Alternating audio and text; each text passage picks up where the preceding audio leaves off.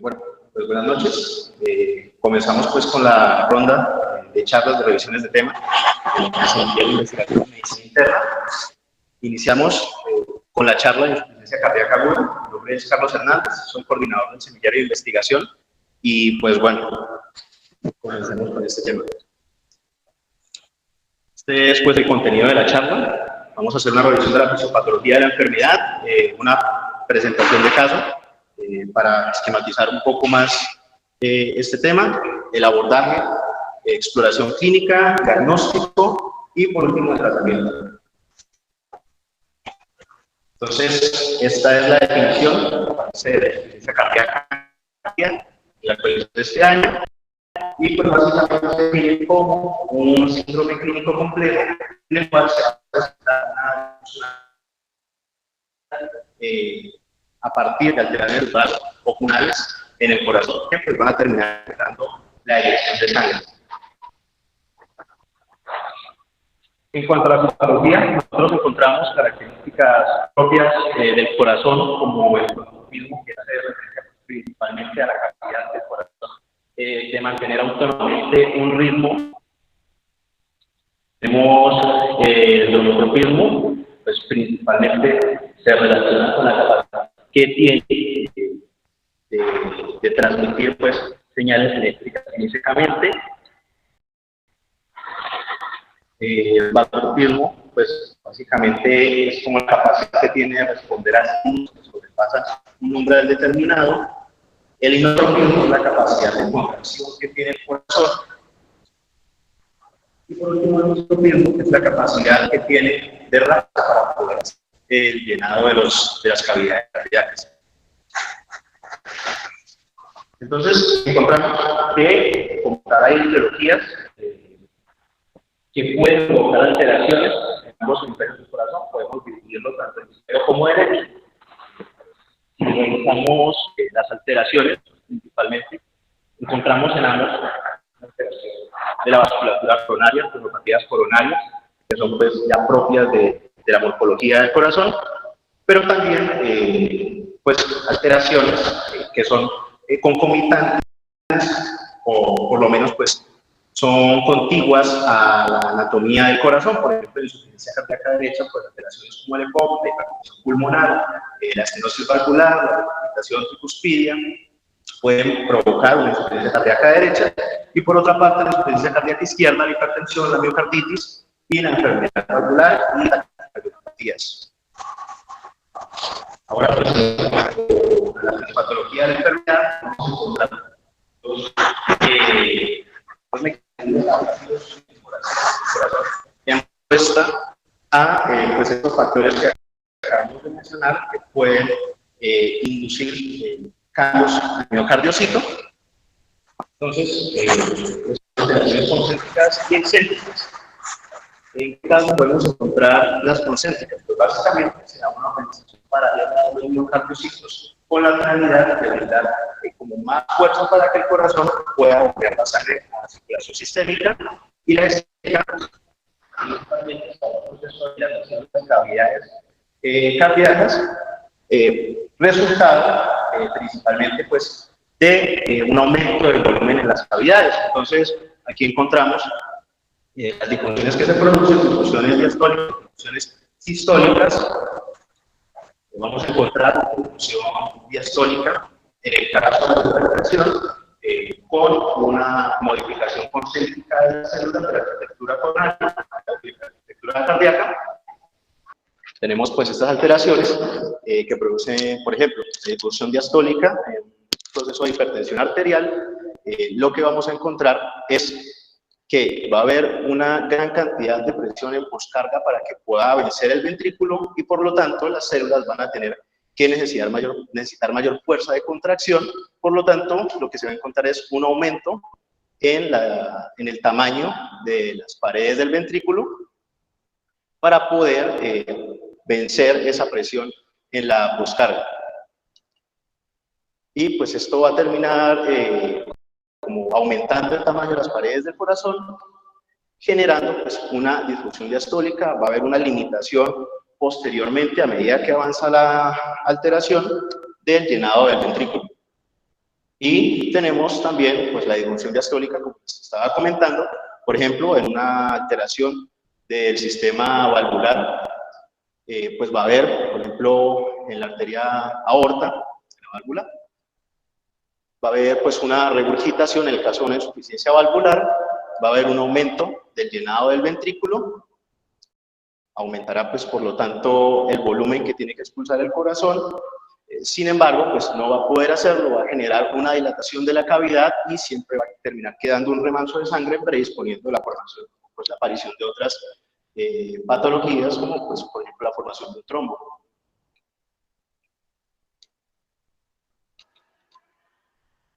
Ahora, pues, bueno, concomitante a eso, lo que vamos a encontrar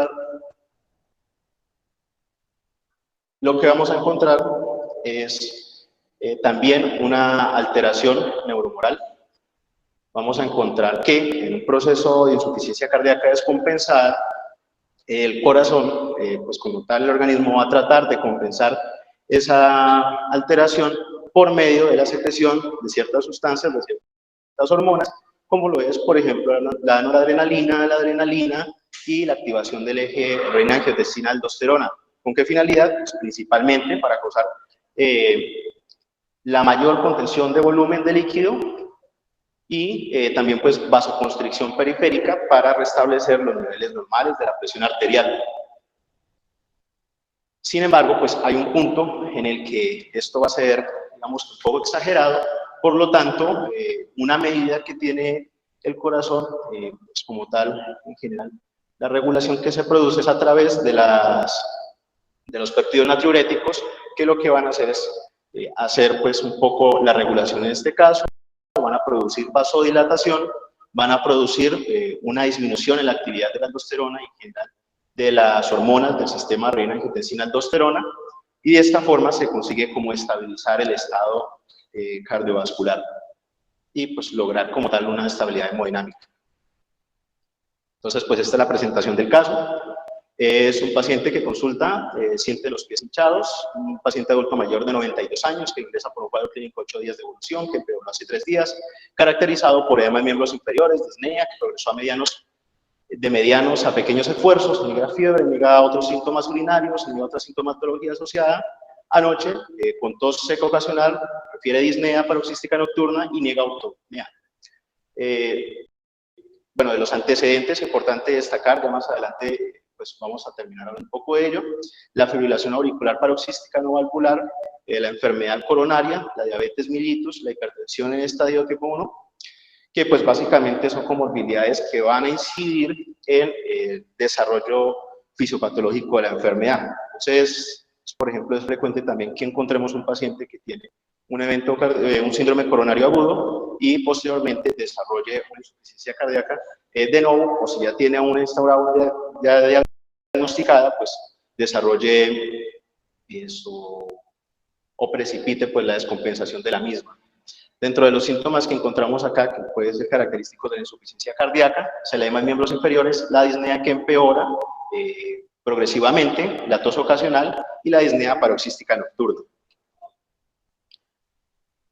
Ahora pues la exploración clínica, encontramos unos signos que son característicos de las alteraciones dependiendo del corazón que se ve afectado. En la congestión izquierda pues ortopnea, disnea paroxística nocturna, crepitantes pulmonares bilaterales, y la congestión derecha pues relacionado principalmente con el sistema venoso, ingurgitación de la vena yugular, edemas periféricos bilaterales, hepatomegalia, reflujo hepatoyugular y ascitis, esto principalmente por la alteración retrógrada en el flujo a nivel del sistema pues portahepático. Entonces, bueno, estos son esta es la tabla de Stevenson. Aquí pues básicamente se hace una clasificación de la insuficiencia cardíaca de acuerdo a la hipoperfusión y la congestión que puede presentar el paciente. Tenemos unos signos característicos de hipoperfusión y de congestión. Entonces, pues en la parte de arriba tenemos que el paciente pues, va a tener una buena hipoperfusión, una buena perfusión, y en la parte inferior no. Entonces, pues básicamente ELA es un paciente que tiene pues caliente y seco, paciente caliente y húmedo, un paciente frío y húmedo, y un paciente frío y seco. Ya más adelante vamos a profundizar pues, en el tratamiento y retomaremos esta tabla. Aquí, pues ya entramos como tal en lo que propone la guía. Estas son tablas de clasificación de los estadios de la enfermedad. Pues en el Stage A, básicamente es un paciente con riesgo de presentar insuficiencia cardíaca. Entonces es un paciente que no presenta síntomas, no tiene alteraciones como tal a nivel morfológico del corazón o alteraciones en los biomarcadores, pero que tiene comorbilidades que van a generar o pues que generan una predisposición para que el paciente pueda desarrollar la insuficiencia cardíaca. Luego, pues en la segunda tenemos una preinsuficiencia cardíaca. Y pues básicamente es un paciente que tiene signos ya de alteración funcional o en la estructura del corazón y pues tiene alteraciones también a nivel de las hormonas marcadoras. Pues ya el paciente sintomático de la insuficiencia cardíaca es un paciente que ya muestra todos los síntomas que vimos, por ejemplo, en el caso clínico, y un paciente con insuficiencia cardíaca avanzada, pues básicamente son síntomas más marcados y que pues, va a ser fácil que el paciente progrese a un estadio peor de la enfermedad en poco tiempo.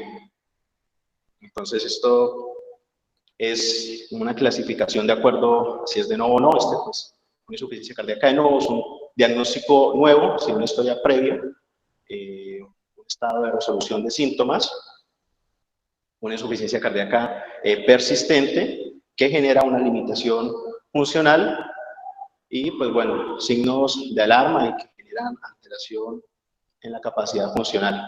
Esta es la clasificación de la FEBI.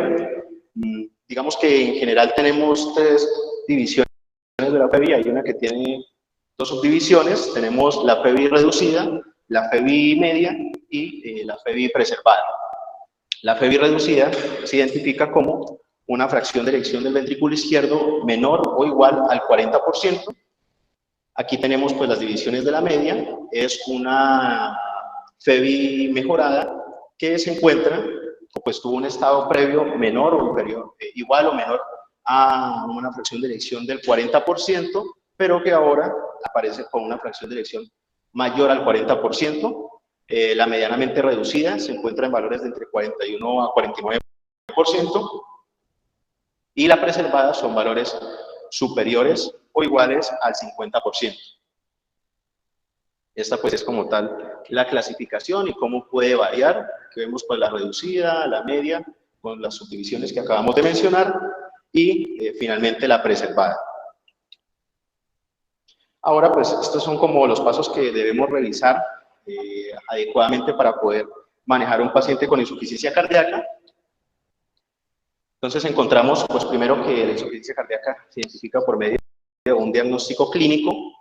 Pues aquí es como lo importante, en el caso de que tengamos una probabilidad pretest moderada o tengamos una duda clínica, podemos hacer exámenes como la ecocardiografía transtorácica, es una bidimensional con Doppler. Pues básicamente la bidimensional significa que se tiene una mejor visibilidad de las estructuras cardiovasculares, y el Doppler es para terminar identificando la FEBI, los péptidos natriuréticos y la radiografía de tórax. Bueno, los péptidos natriuréticos, como mencionamos en la fisiopatología de la enfermedad, se liberan como una medida de compensación ante el estado de aumento neuromoral de la aldosterona, del sistema de la intestina, de la noradrenalina y todas estas cuestiones. Y la radiografía de tórax básicamente se utiliza para evaluar la condición de los pulmones, ahora sí hay una condición que predispuso el desarrollo de la insuficiencia cardíaca, o bien el edema que se puede producir continuo.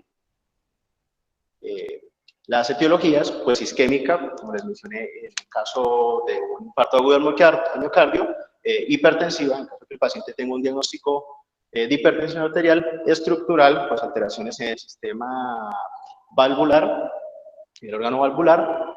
En nuestro medio, pues otra que aparece es la infecciosa por Chagas, que genera una miocardiopatía dilatada y pues otras causas como la exposición a agentes cardiotóxicos. Y pues bueno, el compromiso de órganos blancos y factores asociados. Aquí básicamente lo que vamos a hacer es un estudio de los órganos que pueden alterarse, que pueden ser pues dañados en medio de la fisiopatología de la enfermedad. Entonces, iniciamos pues también importantísimo el EKG, pueden haber alteraciones, pueden haber bloqueos de rama izquierda, puede haber onda Q, que indica en algunas ocasiones una FEBI menor al 40%, los péptidos natriuréticos, las troponinas cardíacas, la radiografía, pues como ya mencioné anteriormente, la utilidad de ellas, y la gasometría arterial, fundamental en el caso de que se produzca una alcalosis metabólica.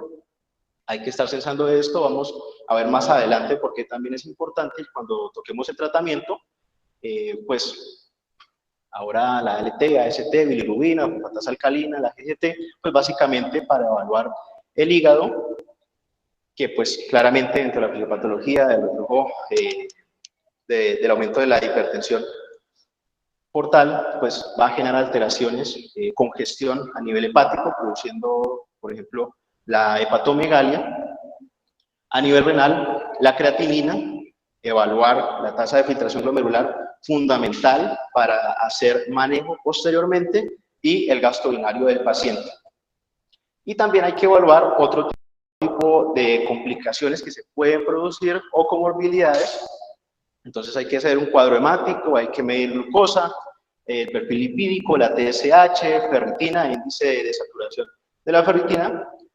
Esto con la finalidad de evaluar esas comorbilidades que puedan generar complicaciones a corto, mediano o largo plazo en el paciente. El pronóstico, pues con el péptido natriurético y las troponinas. Y el monitoreo de tratamiento se hace pues por órganos con las pruebas que mencionamos anteriormente también. Ahora en cuanto al diagnóstico, aquí pues este cuadro es muy interesante porque pues presenta puntos de corte de los péptidos natriuréticos, tanto para descartar como para identificar la insuficiencia cardíaca, y tiene una subdivisión de acuerdo al grupo etario del paciente. Entonces, pues bueno, aquí para hacer el descarte se utiliza pues entre 30 a 50 picogramos por mililitro en el péptido natriurético cerebral, y pues bueno, aquí en el NT-proBNP también menor a 300, entonces digamos que tiene cada subdivisión para el descarte, y luego para identificar la insuficiencia cardíaca ya tenemos como tal otros puntos de corte, y por edades también. Interesante pues hacer esa revisión más detalladamente. Y pues por supuesto la sensibilidad y la especificidad de la prueba para tener en cuenta. Aquí un algoritmo diagnóstico que nos plantea la guía, donde pues encima de todo vamos a encontrar la revisión de la historia clínica, la evaluación que nosotros hagamos del paciente en el momento en que ingrese pues, a urgencias, pues que lo encontremos en la consulta, apoyado de electrocardiograma y laboratorios. Sí o sí, pues pasamos a la ecocardiografía transtorácica para poder hacer la evaluación de la funcionalidad del ventrículo, y como tal ya cuando se hace el diagnóstico de la insuficiencia se clasifica de acuerdo a la FEBI. Y por último, pues la evaluación de los factores que pueden predisponer y iniciar el tratamiento. Entonces aquí ya empezando con el tratamiento vamos a realizar los grupos farmacológicos que se encuentran en una insuficiencia cardíaca aguda para hacer el manejo del paciente. Encontramos pues primero los diuréticos. Empezamos con la furosemida, un diurético de asa, hay que tener precaución en casos de anuria. La hidroclorotiazida, que es una tiazida, pues básicamente aquí la hidroclorotiazida por su efecto en el túbulo contorneado distal, lo que puede causar es, pues por supuesto, la inhibición del cotransportador de sodio-cloro, pero también puede causar hipopotasemia en la insuficiencia renal, también genera un estado de hipovolemia que puede generar acumulación de residuos metabólicos a nivel renal. Y por último, la espironolactona, que es un antagonista de la aldosterona, que puede causar hipercalemia o también hiponatremia, pues también dentro de sus características, inhibiendo la aldosterona, antagonizando la aldosterona y evitando que cumpla su función de absorción de sodio, y pues bueno, esto también para tenerlo en cuenta en este manejo. Y pues bueno, aquí tenemos el nitroprusiato y la nitroglicerina. Hay que tener precaución en casos de hipotensión arterial, hipotensión postural. Básicamente el mecanismo de acción de ellos es que ingresan a circulación y en circulación se terminan convirtiendo en residuos de óxido nítrico. Esto activa la guanidiciclasa y aumenta el GMP, generando pues ya su acción en órganos, en las células específicas. Y también con la nitroglicerina, tener precaución en la presión intracraneal por la volemia que puede aumentar en este caso. Ahora tenemos los inotrópicos, la butamina, que es un agonista beta-adrenérgico, el mirrinone, un inhibidor de la fosfodiesterasa 3, fosfodiesterasa 4, y el levosimendan, un sensibilizador del miofilamento de calcio. Esta es pues la tabla que estábamos viendo al principio, pero pues ahora aquí lo estamos dividiendo entre el índice cardíaco como tal, son las variables que tiene, también la presión de cuña pulmonar, y aquí ¿qué es lo que vamos a ver? Aquí se pone que cuando tenemos un índice cardíaco por encima de 2,2 vamos a tener una perfusión normal en el paciente, y por debajo de este valor vamos a tener una hipoperfusión en los órganos. Y en la presión de cuña, pues vamos a tener ciertos grados de congestión.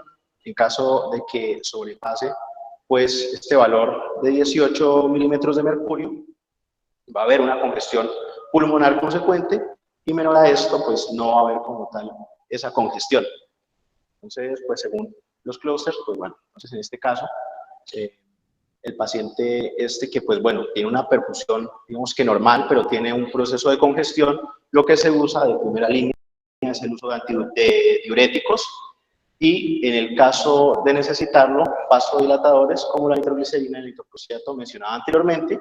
Aquí un paciente que tiene pues hipoperfusión severa y con congestión pulmonar, tenemos pues dos subdivisiones, digamos, dos subfenotipos en este caso, que es cuando hay una presión arterial normal y una presión arterial reducida. En la presión arterial normal hacemos uso de vasodilatadores, y en la reducida inotrópicos o vasopresores. Y pues en el caso de un choque hipovolémico, también pues podemos hacer uso de vasopresores. Iniciamos administración de fluido para tratar de restaurar la volemia. Estas son como las dosis, ¿no? Dosis inicial para tener en cuenta la furosemida, 10 miligramos, dosis máxima 240 miligramos, la hidroclorotiazida, la nitroglicerina, el nitroprusiato. Tener en cuenta que en bolo se utiliza es el levosimendan y el isilipide. Ahora, ¿cuándo iniciamos el soporte ventilatorio en un paciente con insuficiencia cardíaca? Pues básicamente, inicialmente se comienza con una ventilación no invasiva, entonces con una cánula nasal en el caso de que veamos que el paciente tiene dificultades para poder hacer pues un proceso ventilatorio fisiológico. Si no, pues empezamos con el CPAP y el BiPAP. Cuando el paciente pues tiene esta falla terapéutica, se piensa ya en métodos invasivos como la intubación orotraqueal, vasodilatación, por último, el traslado a UCI, que ya es en casos más avanzados de que el paciente está más grave. Estas son las indicaciones como tal de cambio de este soporte ventilatorio. Entonces, pues una respuesta inadecuada a la oxigenoterapia estándar inicial, en el caso, pues, para hacer esta intubación, alto riesgo de intubación endotraqueal, saturación persistente, que está por debajo de los 90%, PAFI menor a 200 milímetros de mercurio, hipercapnia, fatiga de los músculos respiratorios, signos y síntomas de respiración aguda, y una frecuencia respiratoria mayor a 24 respiraciones por minuto. Entonces, pues bueno, aquí vemos cómo es el CPAP, el pues la cánula nasal. Y bueno, estas son las metas del paciente. ¿Qué vamos a buscar en el paciente con insuficiencia cardíaca? Restaurar la contractibilidad que tenía en un principio, mejorar la eyección ventricular, lograr una adecuada perfusión a los órganos periféricos, conseguir pues una reducción en la presión que hay dentro de la cavidad coronaria y reducir el estrés miocárdico para evitar complicaciones agudas y crónicas. Ahora, digamos que estas son las reglas de oro del tratamiento. Resumidamente, pues lo que ya habíamos hablado, fundamental, un diagnóstico correcto, un diagnóstico clínico, y si es necesario, apoyado en exámenes paraclínicos, la identificación de la causa, porque la causa, por supuesto, que también hay que darle manejo, precipitantes, factores asociados, comorbilidades asociadas para el empeoramiento del manejo e iniciar tratamiento, los laboratorios de soporte y para la terapia, pues como lo mencionamos hace poco, iniciamos con oxígeno nasal, pasamos al BiPAP o CPAP y por último, el recurso que utilizaremos sería la intubación y ahora pues el uso de diurético de asa para tener en cuenta, fundamental, iniciamos con furosemida de 20-80 miligramos intravenoso. En caso de que funcione, se repite cada 6 a 12 horas buscando la reducción de entre 0,5 a 1 kilogramo de peso del paciente por día, por medio pues, de la pérdida de líquidos que tiene a causa de la congestión. En caso de que falle, se aumenta la dosis de la furosemida a 200 miligramos cada 6 horas. En caso de que también falle esto, se le agrega la hidroclorotiazida, 20 a 50 miligramos, pues pendientes también de los pacientes con insuficiencia renal, con una tasa de filtración glomerular por debajo de 30. En caso de que la hidroclorotiazida y la furosemida no funcionen, pues furosemida 5 miligramos, 5 hasta 20 miligramos por hora. En caso de que pues tampoco esto funcione, se consideran los inhibidores de la aldosterona conjugado a este manejo que ya se ha establecido. Y por último, si nada de lo anterior funciona, diálisis o ultrafiltración. Ahora, dentro de lo que es pues una de las complicaciones, ¿no? O digamos efectos de la furosemida es que se puede generar una alcalosis metabólica, por lo tanto, se tiene presente la acetazolamida, que pues básicamente es un inhibidor de la hidrasa carbónica. Bueno, pues la terapia en el paciente caliente seco, pues básicamente sería un ajuste del tratamiento crónico en caso de que sea una agudización de la insuficiencia cardíaca previamente diagnosticada en el caliente y húmedo, pues la nitroglicerina y hidrocurciato pueden servir en este contexto. En el frío y húmedo, dobutamina, milurinone, y en el frío y seco, levosimedan, dobutamina y milurinone. Ahora, en el caso de que se presente hipotensión en el paciente, pues podemos actuar en caso de que sea por debajo de 70 milímetros de mercurio. La presión arterial con noradrenalina, entre 70 a 100 milímetros de mercurio, dopamina, y pues ya de ahí empezamos, pues continuamos con el manejo que ya teníamos claro, establecido. Y pues bueno, eso sería todo. Muchas gracias.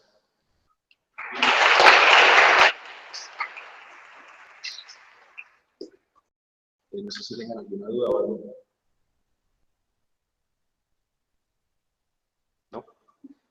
Para el doctor. ¿No? Ah, bueno, pregunta.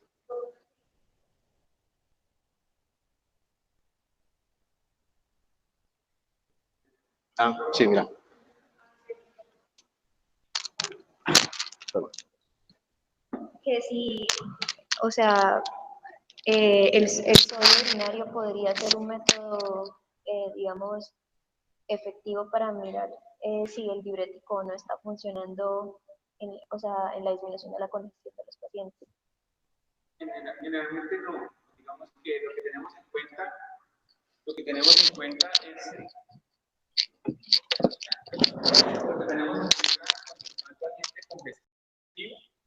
es la cantidad de diuresis que presenta el paciente.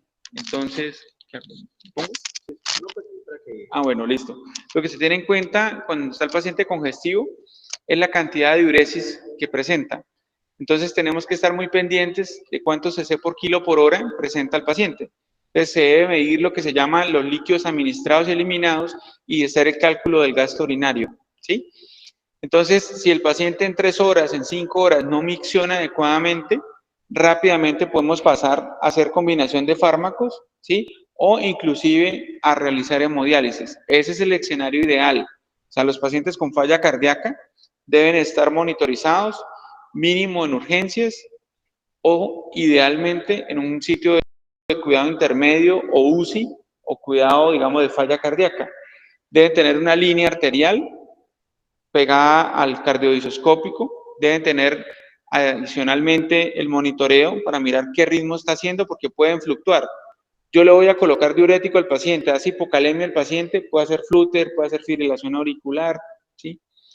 Si hace disminución del magnesio, puede hacer una torsión de puntas. Entonces, en cuanto a la parte diurética, lo importante es la eliminación, ¿sí? Entonces, lo que hacemos es seguimiento estricto. Cogemos y pesamos el pañal del paciente, o si es muy crítico el paciente, se le coloca una sonda, y a través de la sonda vamos mirando hora a hora cuánto está eliminando. Entonces, digamos, todos nosotros en estado normal eliminamos 1 cc por kilo por hora. En un paciente crítico es tolerable que elimine 0.5 cc por kilo por hora.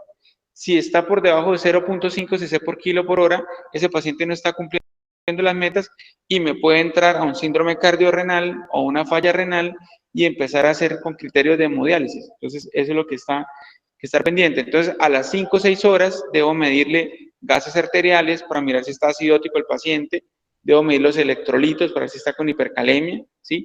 Si el paciente definitivamente no micciona en 6 horas, 12 horas, ese paciente debe entrar a hemodiálisis.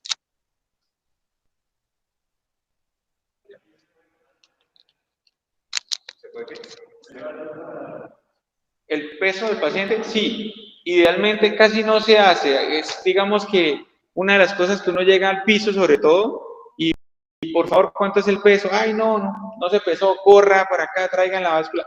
Pero el paciente debería pesarse de entrada. Y lo que uno se da cuenta cuando está con los pacientes en ese cuadrante es que tienen más o menos entre 5 y 10 kilos de más. Entonces, el peso y a las 24 horas nuevamente el peso y a las 48, 72 horas otra vez el peso. Entonces, ese es un control. Y el otro control que se hace con la parte de diuresis. Entonces, hay que llevar cuántos líquidos yo le estoy administrando al paciente. Entonces, si se le dejan líquidos por alguna condición, 40 cc por hora, entonces se hace la multiplicación para cuánto dan 24 horas, ¿sí? Entonces, por ejemplo, 900 cc para 24 horas. ¿Y cuánto está eliminando el paciente? Si elimina lo mismo 900 o si elimina 2000 o 5000 cc y adicionalmente el peso cada 24 horas. Y como estamos con diuréticos, el examen básico que se debe hacer es creatinina y electrolitos cada 24 horas, cuando está en esa fase aguda o esa fase crítica.